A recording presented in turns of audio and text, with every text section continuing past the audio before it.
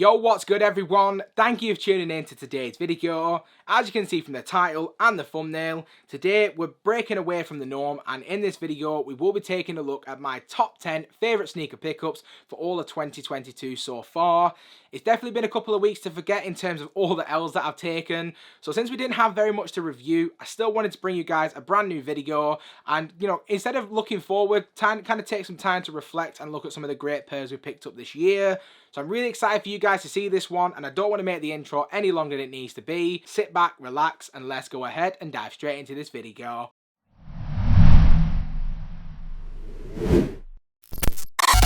So before we actually dive into the list itself, I just want to give you guys a little bit of an insight into how I actually came up with my top 10 list.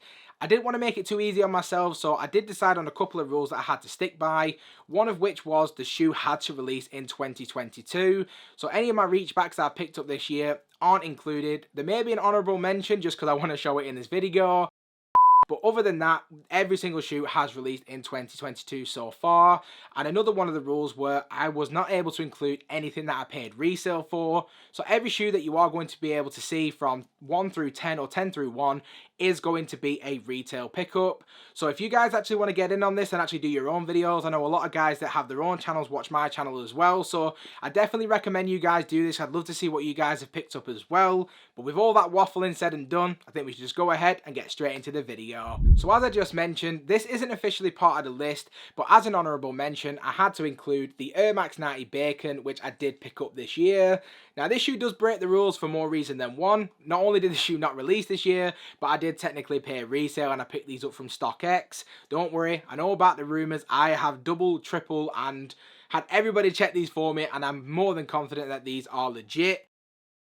And when I got these, I was completely gassed. I'm still gassed to even own these in my collection right now. This is one of those shoes that was grail status for me, and I'm really surprised that the price isn't a lot more. The history, the heritage, the details, the design, everything about this shoe is a straight knockout. And if I'd have picked these up last year, this would have been top 5, top 3 even of my favourite sneaker pickups for all of 2021.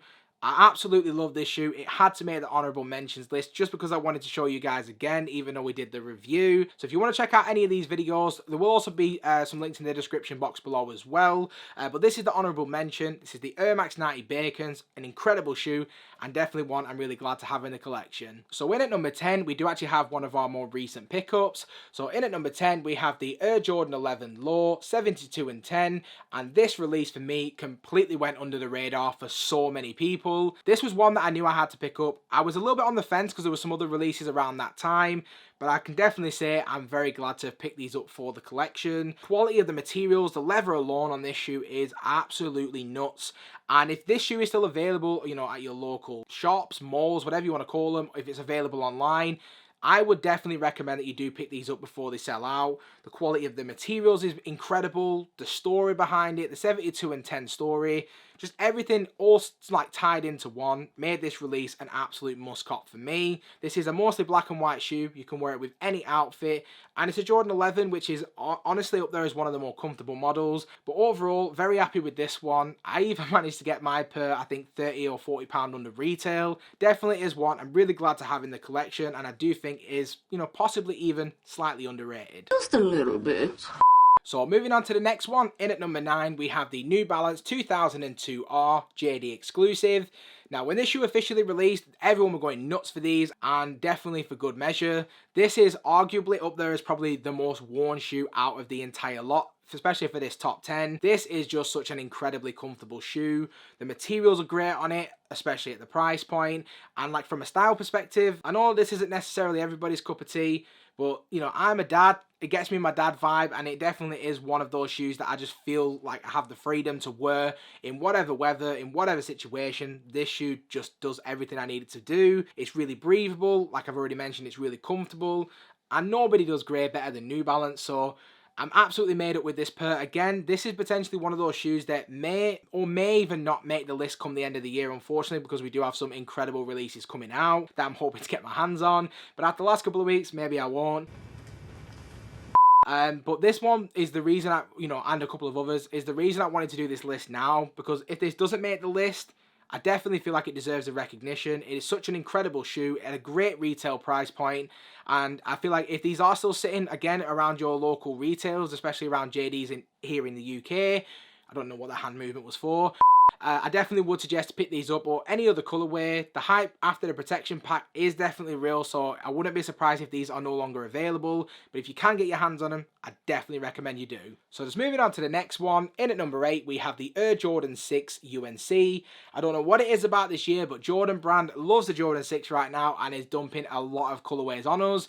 This for me is by far the best Jordan 6 to release this year, and I wouldn't be surprised if I'm still saying that come the end of the year as well. This was an absolute must cop. I was doing everything I possibly could to get it for retail, and wouldn't you believe it, I took an L on it. But fortunately enough for me, a good Samaritan, Aaron, he actually managed to get these for me and did hook me up for retail. I'm still buzzing that he did that, and he also sent in some sweets with the actual box as well. So again, I know I said it in the review, but big shout out to Aaron for hooking me up with these.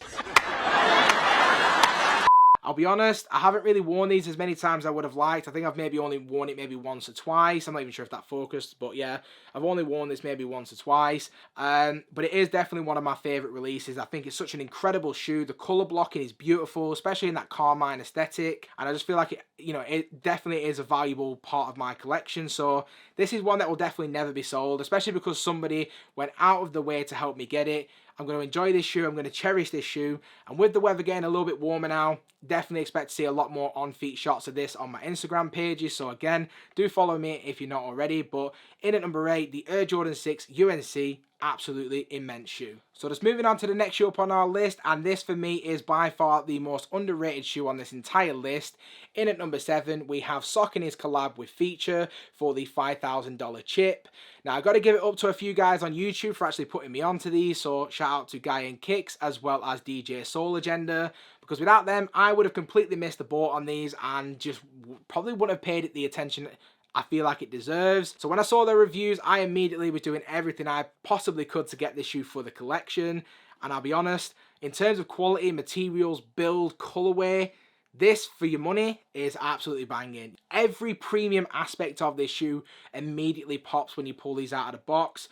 And you know, the times I've worn these out and about, this is definitely one of the most highly complimented shoes in my collection. You know, everybody loves basketball aesthetics or really likes basketball sneakers in Europe, or at least where I live in Preston. So these type of shoes definitely, for me at least, get a lot more love and a lot more attention just from regular people who aren't necessarily into sneakers as much as, say, you and I. But this one is definitely up there. I'm surprised it's maybe a little bit lower on the list than I would have hoped it to be, but I do have a couple of other shoes that slightly edge it out.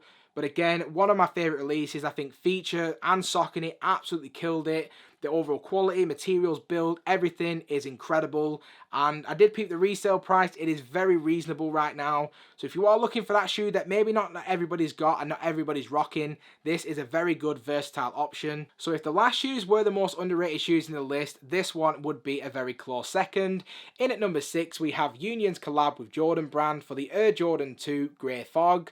Now, even though this is a Union collab, and how can you say that it's underrated considering all the hype around the release at the time, but seeing the resale price for these being so low, which I will point out I'm absolutely buzzing about for anyone who wants these, but I was honestly expecting this price to just explode. I mean, just look at this. Everything about this shoe is absolutely incredible. The blues, the greys, the sample tags, the overall sale look to it as well, the pre-aged look. This shoe is absolutely incredible, and one of the shoes that I genuinely feel like is maybe even a little bit underrated in the collection by me. Maybe this should be higher up the list as well. Definitely really glad to add these to the collection. I feel like it's such a great versatile option. And considering I missed out on the Amamonier 2s, I'm not too upset because I got these. So definitely deserving of its place on the list. But again, could have potentially come in a little bit higher. But this is definitely a really great shoe in my opinion. So after having 2 collabs back to back, to mark the halfway point for this list, we have one of, if not the best GR release for this year.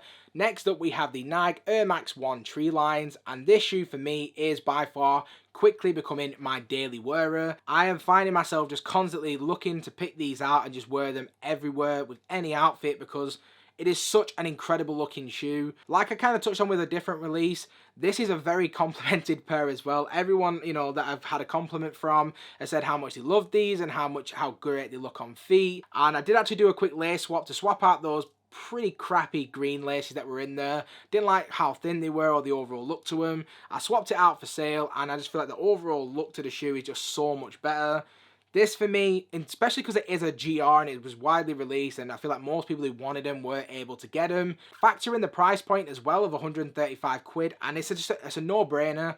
And I'm very much considering whether or not I should pick up a second pair, because this one, by the end of the year, will probably be the most worn pair in this collection. So definitely absolutely ecstatic to have these. And these ones, to be fair, did kind of soften the blow from the loss to the Travis Scotts. I didn't get them, but I have these, so I can't be too upset. This one, definitely deserving of number 5 on the list. I know I keep saying this, but maybe it should have come in higher. But I feel like the next 4 releases are absolute bangers. So if this isn't at number 5, trust me when I say we've got some absolute heaters to come. So in at number 4, we have another criminally underrated shoe. So next up, we have the Air Jordan 12 Playoffs. And I'll be honest, this was one of the easiest shoes to pick up this year for me. I know not everybody loves 12s, and it's not necessarily a shoe you'd probably wear this time of year, or even the time of year that it actually released, which I think was maybe February, March. This is something I would probably wear more in like fall or autumn, or early winter. Wouldn't necessarily wear it deep in winter because there's it's just the playoffs. I want to keep these looking fresher for longer. But this was definitely a shoe that I knew I had to get. I love the Jordan 12, and this is top 2, top 3 best colorway of all time. Seeing it come back, seeing how it looks, and very much like how we said with the Jordan 11 Lows, it is just a great everyday, very wearable shoe. Like I said, I know most people don't like it. It's very boot-like, and especially in Europe, you don't see these around too often. But anytime you have an option to pick up an OG colorway, I should say, is definitely a good opportunity. The resale price is really low right now, and you can get them right around retail, if not for retail. So I'm very much considering picking up at least 1, if not 2 more pairs of these. Criminally underrated. Again, could have come in even higher up on the list, but this is probably one of the only shoes on this list so far that I guarantee will definitely be making my top 10 sneakers of the entire year when we do it in December.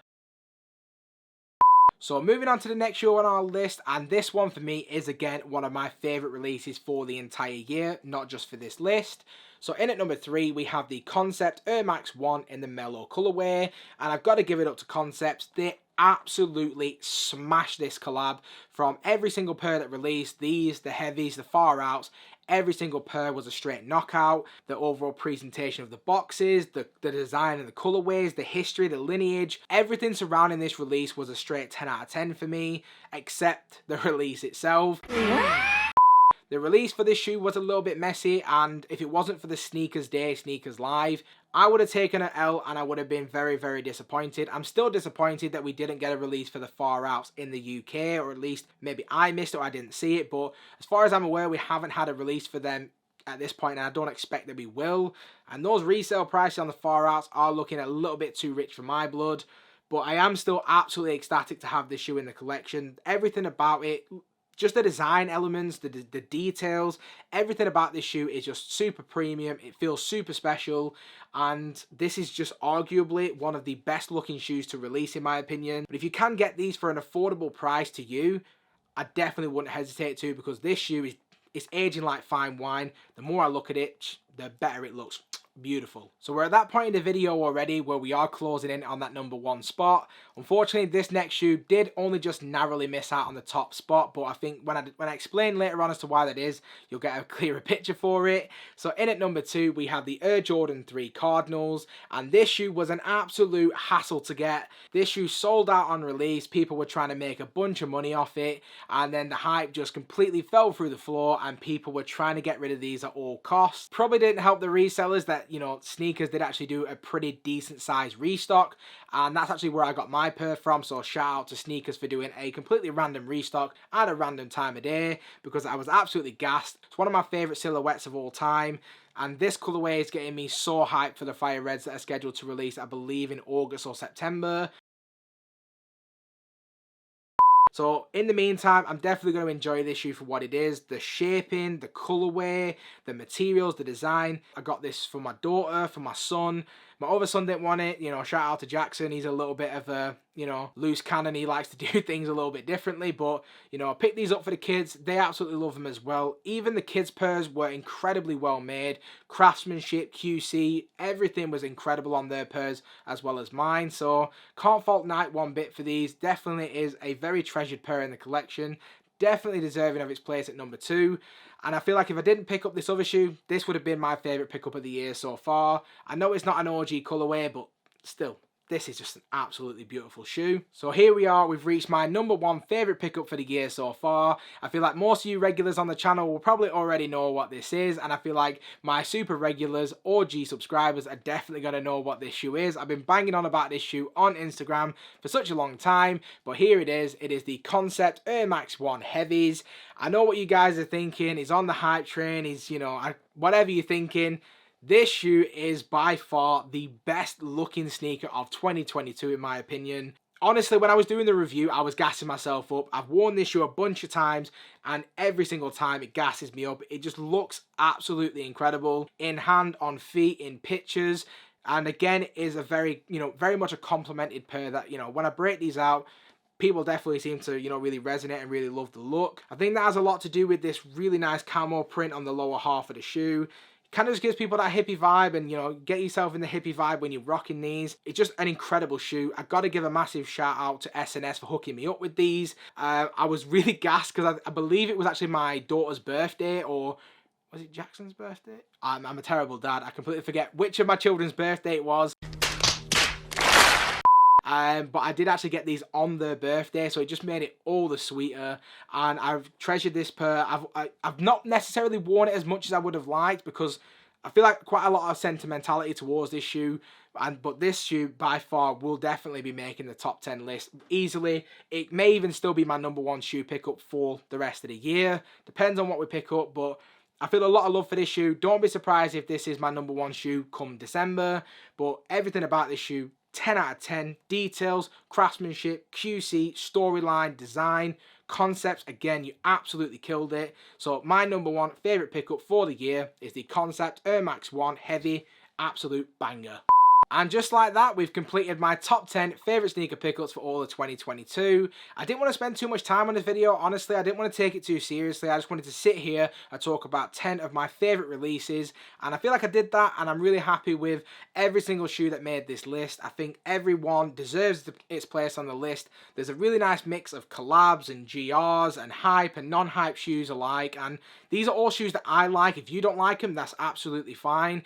And I feel like each of these shoes kind of invokes a different emotion. I can wear it with a different outfit, and I'm trying to keep it as, as flexible and as easy to rock, and just, my favorite collection, and, my favorite shoes for the collection, I should say. So really happy with how the first half of the year has gone.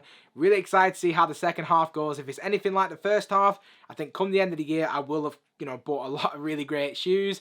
I'd love to get your guys' opinion on my top 10 as well, so do leave me all of your thoughts in the comment section down below. And if you have stuck around to this point in the video, I just want to say a massive thank you. If you haven't already, please feel free to smash that subscribe button. Also, do make sure the bell notification is switched on so you never miss a video, and I hope to see you all again in the next one.